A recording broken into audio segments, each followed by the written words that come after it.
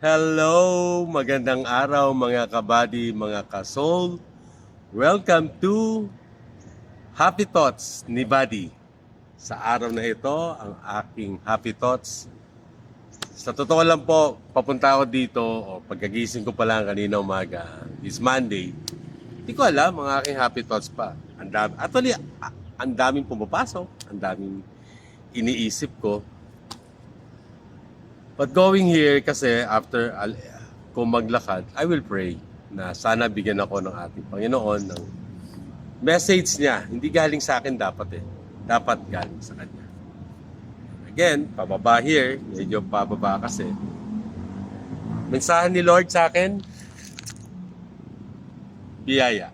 Hindi po pagkain. Pero biyaya pagkain ng... Binigyan po kasi ako.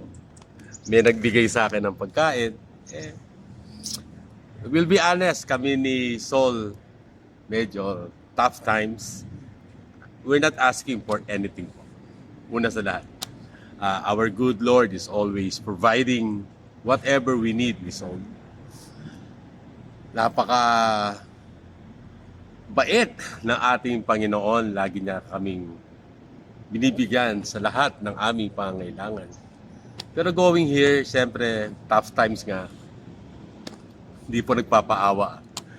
Medyo short na kami sa pagkain. So, going here, again, pababa, may nagbigay sa akin. Hindi ko po ito gawain eh. If people knows me, hindi ko po ito gawain na tumanggap ng mga ganyan. Pero, tinanggap ko to kasi inisip ko, biyaya galing sa ating Panginoon. So, and naisip ko na rin i-share, biyaya. Alam niyo po pala, ako, I need to count lahat ng biyaya, lahat ng blessings na dumating sa buhay ko.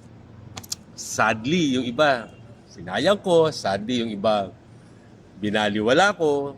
Hindi ko na-recognize na galing kay Lord, na-recognize ko sa akin. Dahil magaling ako, sabi nga ni Brad. Lagi kong babalikan ng payo sa akin. Kaya po, ang happy thoughts ko, lagi tayong may biyaya galing sa ating Panginoon. Tulad po nito, aba po, ulam na namin to ni Saul. Medyo marami. Mamayang gabi, may dinner na kami. Kaya, let's count our blessing. Let's always recognize that all of these things that come to our lives came from our good Lord, Jesus Christ. That's my happy thoughts. We'll see you later, not soon.